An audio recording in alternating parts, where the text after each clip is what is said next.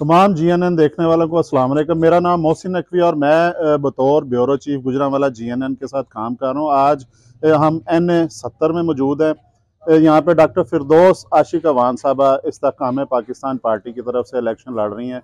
उकाब इनका इंतखाबी निशान है और ज़बरदस्त कंपेन हो रही है। अभी तक हम जितने भी प्रोग्राम कर चुके हैं, इस तरह की कंपेन कोई भी उम्मीदवार नहीं कर रहा। बड़ी दिलो जान से कंपेन हो रही है। डॉक्टर साहब, आप ये बताएं कि इस दफ़ा हल्का जो है ना बहुत ज़्यादा चेंज है। अब शहर की दूसरी तरफ जो वो भी उसका भी बहुत बड़ा इलाका आपके पास आ गया है। तो वो एक तो आप ये बताएं कि वो किस तरह कवर करेंगी, और दूसरा बताएं कि मसाइल क्या क्या हैं जो आपके जहन में हल करने हैं। देखिए, जहाँ तक हल्के का ताल्लुक है तो हर इलेक्शन में मेरे साथ हल्का बंदी में कोई ना कोई उस्तादी और कारस्तानी होती है। और हर दफ़ा मुझे ये कहा जाता है कि आप हल्का बंदी के खिलाफ एप्लीकेशन दे कि ये देहात जो आए हैं इनको निकाल दें। लेकिन मैं वो ग्राउंड जिसमें मैंने मेहनत की होती है, जहाँ मैंने परफॉर्म किया होता है, या जिसकी पिच का मुझे अंदाज़ा होता है, इलेक्शन से चंद हफ्ते पहले मेरी पिच बदल जाती है। तो उसकी वजह ये है कि जो मेरे सियासी हरीफ हैं वो अपनी पसंद की पिच जो है बनवाते हैं ताकि वो अपनी मर्जी से वहाँ खेल सके। तो मुझे इस चीज़ से कोई गर्ज नहीं है कि कौन से देहात नए आए हैं, कौन से मेरे इलाके से निकाल दिए गए हैं। मुझे ये पता है कि पिच जितनी भी ना हमवार होगी, जितनी भी ख़राब ये करेंगे, मेरे लिए खेलना उतना ही आसान होगा। जो इस एरिया के चैलेंजेस और इशू है, आपको पता है कि 2 टन्योर से यहाँ नून लीग का एमएनए इस हल्के से एमएनए का लेबल लगा के असेंबली के फ्लोर पे मौजूद है। 2 टन्योर में हल्का NA 70 के अवाम चैलेंज करके अपने उस उम्मीदवार से पूछ सकते हैं कि आपने उन 10 सालों में असेंबली के फ्लोर पे इस हल्के की आवाज़ बन के कौन से ऐसे मसाइल इश्यूज जो है उनको हाईलाइट किया है, कौन सा ऐसा आपने कारनामा अंजाम दिया है जिससे हल्के के अवाम के अंदर ये तासर जाए कि आप उनके लिए मसीहा बने हैं। कौन से हमारे इस हल्के के जो नौजवान हैं उनकी बेरोज़गारी, महंगाई और ओवरऑल जो अनरेस्ट है उसको ख़त्म करने के लिए कोई कानून साजी में हिस्सा लिया हो। NA 70 की मेरी बच्चियां जो हैं, जो कि पढ़ी लिखी हैं और बेरोज़गार हैं, उनको रोज़गार दिलाने में उन्होंने कोई किरदार अदा किया हो।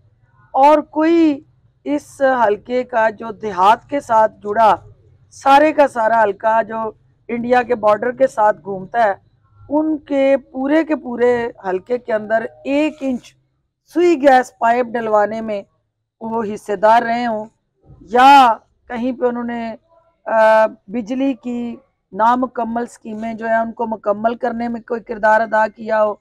यहाँ की टूटी फूटी सड़कें, इंफ्रास्ट्रक्चर जो है वो इस बात की अक्कासी करता है कि इस हल्के के अवाम ने एक ऐसे शख्स को अपना उम्मीदवार चुना जो उनके हक के नुमाइंदगी जो है उसके लिए अहल नहीं था।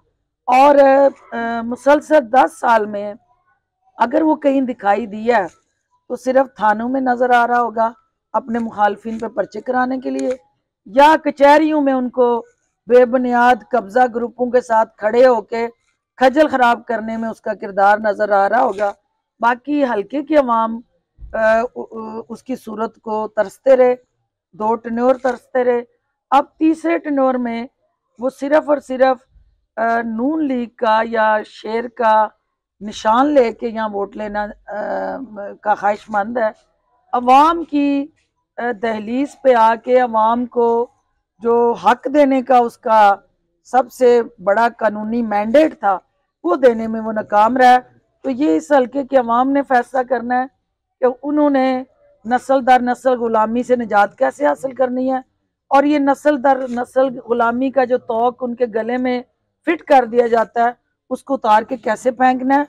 जहाँ तक मेरे एक सोशल वर्कर की हैसियत से, एक वुमेन एक्टिविस्ट की हैसियत से एक हेल्थ प्रोफेशनल की हैसियत से और एक यूथ एक्टिविस्ट की हैसियत से मेरी ये ख्वाहिश है कि इस हल्के का एहसास महरूमी ख़त्म हो, इस हल्के की पसमानदगी और इसके साथ जुड़े जितने चैलेंजेस हैं इनको हम शहर के बराबर सहूलतें दें और क्वालिटी एजुकेशन और बेटर हेल्थ केयर फैसिलिटीज़ हमारा ऑब्जेक्टिव है।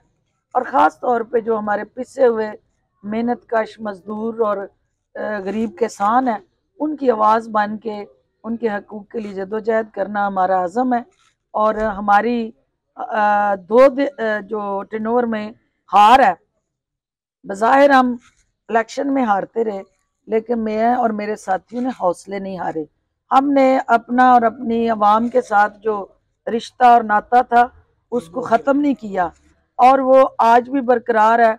और क्योंकि हम ये समझते हैं कि इस मिट्टी का कर्जा है जो किसी लेबल, किसी सीट या किसी पोजीशन के बगैर हम पे ये फ़र्ज़ आयद होता है कि हम अपने लोगों की खिदमत करें और उनके मसाइल के तदारक के लिए हम कोशिशें करें।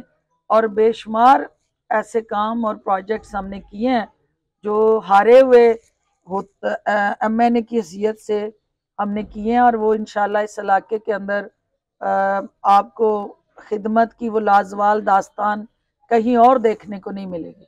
जी, एक चीज़ मैं भी आपको बता देता हूँ कि डॉक्टर साहबा सियालकोट की वाहिद एक ऐसी सियासतदान है जिन्हें अब NA 70 से ये इंतखाब में हिस्सा ले रही हैं। यहाँ के हल्के के तमाम वोटर्स इन्हें जानते हैं, घरों की औरतें जानती हैं और जिनका 5 साल बाद वोट बनना है वो बच्चे भी इन्हें अच्छी तरह जानते हैं। वफाकी वज़ीर रहने के बावजूद भी अपने अवाम से ये दूर नहीं हुई, ये इनकी खूबी है। और कोई ये नहीं डॉक्टर साहबा कि आपके सामने मैं बात कर रहा हूँ, ये वाकई लोग जानते हैं सियालकोट के।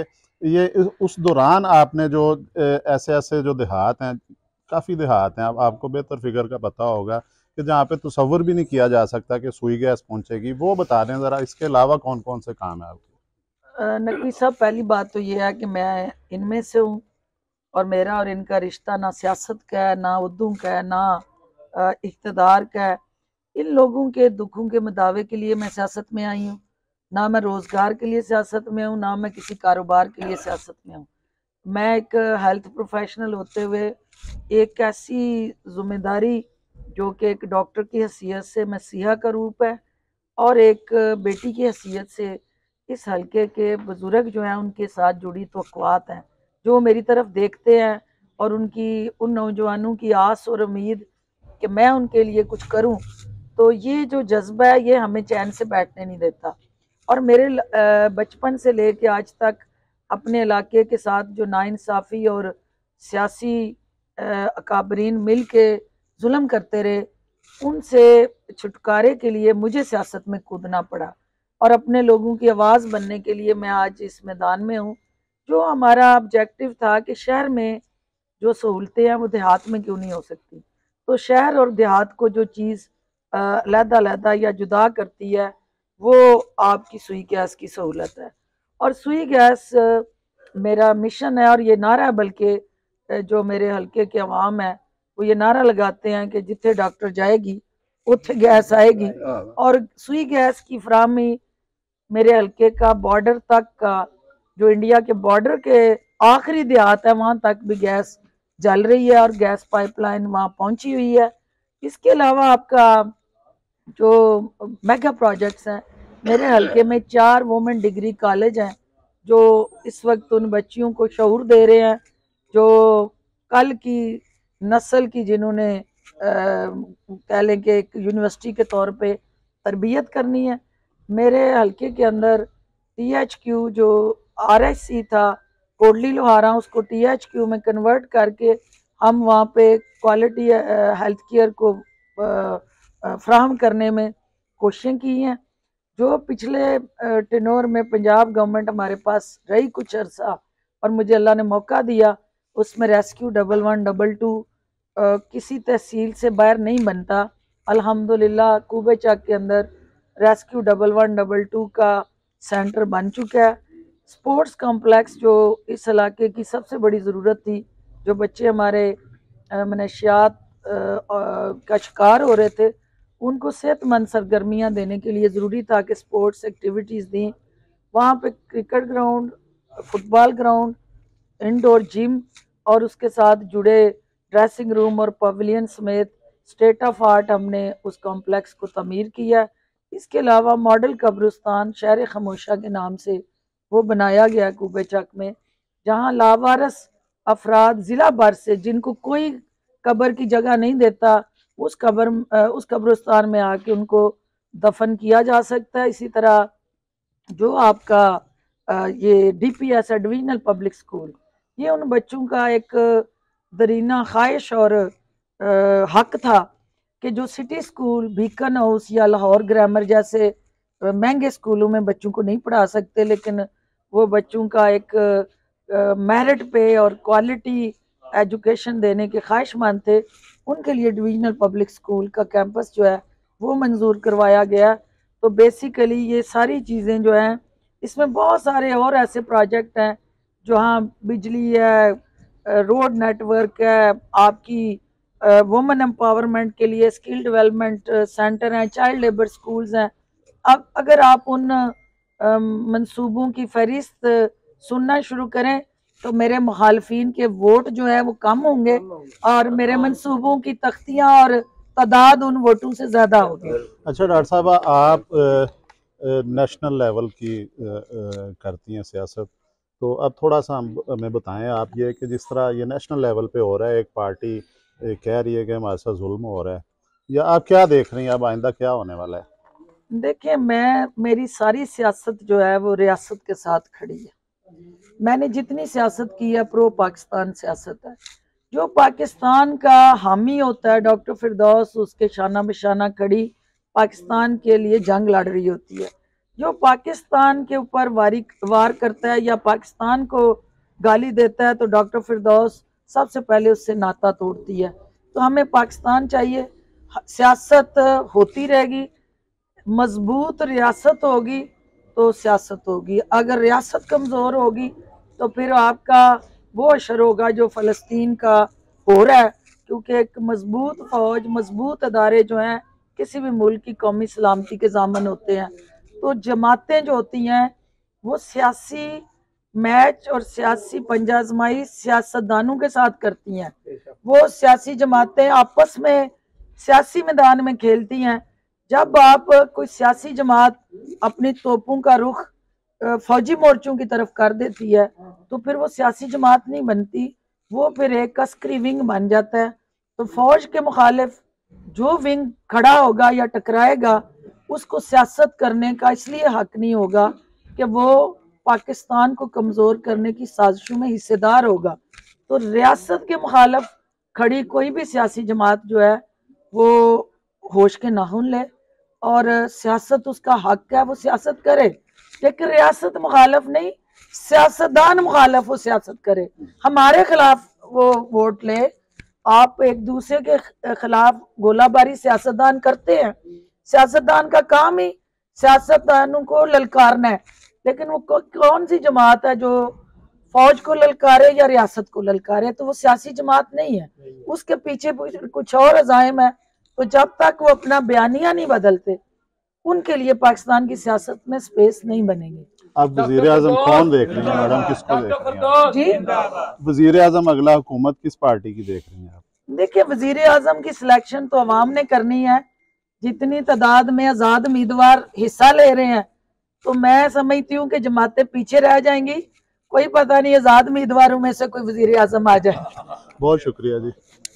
जिन्हें उम्मीदवार आपने डॉक्टर साहब की बात सुनी और उन्होंने ये भी आज साफ कह दिया कि वज़ीर आज़म जो है वो आज़ाद उम्मीदवारों से भी बन सकते हैं।